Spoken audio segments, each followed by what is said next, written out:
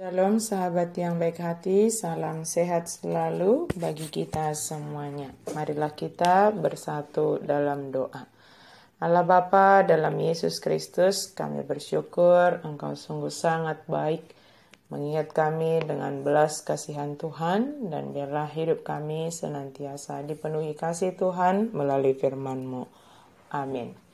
Firman Tuhan bagi kita hari ini dari Mazmur 130 ayat 3. Jika Engkau, ya Tuhan, mengingat-ingat kesalahan-kesalahan, Tuhan, siapakah yang dapat tahan?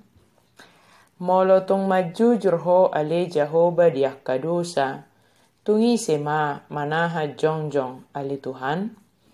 Seruan dari dalam kesusahan. Di tengah keputusasaan, sang penulis berseru kepada Allah.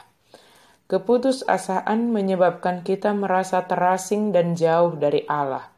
Tetapi ini benar-benar saat di mana kita sangat membutuhkan Allah. Keputusasaan atas dosa seharusnya tidak membuat kita mengasihani diri sendiri, sehingga kita lebih banyak memikirkan diri sendiri daripada memikirkan tentang Allah dalam hidup kita. Sebaliknya, hal itu seharusnya membawa kita kepada pengakuan dosa, dan selanjutnya memperoleh belas kasihan, pengampunan, dan penebusan dari Allah. Bila kita merasa dikuasai oleh suatu masalah, menyesali diri sendiri, itu hanya akan menambah putus asa. Tetapi berseru kepada Allah akan mengalihkan perhatian kita kepada satu-satunya yang benar-benar bisa menolong kita. Mengingat kesalahan orang lain akan membuat kita semakin memelihara sakit hati dalam diri kita sendiri. Dari sakit hati yang tidak kunjung dapat mengampuni, maka akan berkembang menjadi dendam dan akhirnya menjadi akar kepahitan yang menggerogoti hati dan pikiran kita. Dan kita tidak dapat secara jernih dalam memahami dan mendengar segala informasi dengan baik. Akar kepahitan hanya akan merugikan diri kita sendiri dan membuat kita semakin jauh dari orang yang ada di sekitar kita. Jika antara kita sebagai sesama saja mengingat-ingat kesalahan, maka akan merusak hubungan dan berdampak tidak baik bagi kita dan sesama kita. Terlebih jika Tuhan mengingat-ingat kesalahan kita, maka kita tidak akan dapat bertahan di hadapan Allah.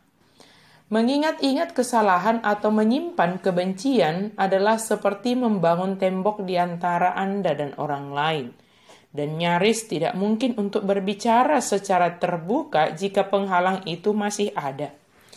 Allah tidak pernah mengingat dosa kita. Ketika Dia mengampuni sepenuhnya dengan meruntuhkan tembok di antara kita dan Dia. Karena itu, kita takut dalam artian menghormati dan taat akan Allah. Tetapi kita bisa berbicara kepadanya tentang segala hal. Ketika kita berdoa, sadarilah bahwa Allah tidak menyimpan kemarahan apapun kepada kita. Jalur komunikasi Allah selalu terbuka bagi kita yang mau datang kepadanya. Kita umat yang berdosa ini mendapatkan kasih karunia Allah di dalam Yesus Kristus. Jika Allah hanya mengingat-ingat kesalahan kita, maka hukumanlah yang menjadi bagian kita. Namun Allah lebih mengingat kita dari kasih-Nya. Karena kasih-Nya, maka Allah hadir di dalam Yesus Kristus untuk mengampuni kesalahan kita. Dia adalah Allah yang adil. Kesalahan tetap mendapatkan hukuman. Maka Dia rela menggantikan kita untuk hukuman yang seharusnya kita alami untuk menyelamatkan kita akibat perbuatan kita.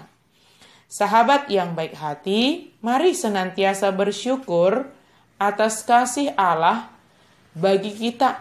Dia memandang kita dengan kasih-Nya sehingga Dia mengampuni setiap kesalahan kita. Mari akui setiap kesalahan dan dosa kita di hadapan Tuhan.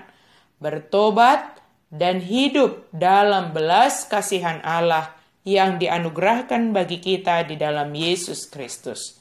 Amin, mari kita berdoa. Terima kasih Tuhan untuk firman-Mu. Terima kasih ya Yesus Kristus, karena kasih-Mu, Engkau mengingat memandang kami karena kasih Tuhan, Dan kami sungguh bersyukur atas kasih yang Engkau anugerahkan bagi kami. Biarlah kami boleh hidup di dalam pengampunan yang telah Engkau anugerahkan bagi kami, dan kami hidup di dalam belas kasihan. Terima kasih ya Tuhan, karena Engkau memulihkan hubungan kami dengan Engkau dan juga dengan sesama kami. Dalam nama Yesus kami berdoa dan bersyukur. Amin.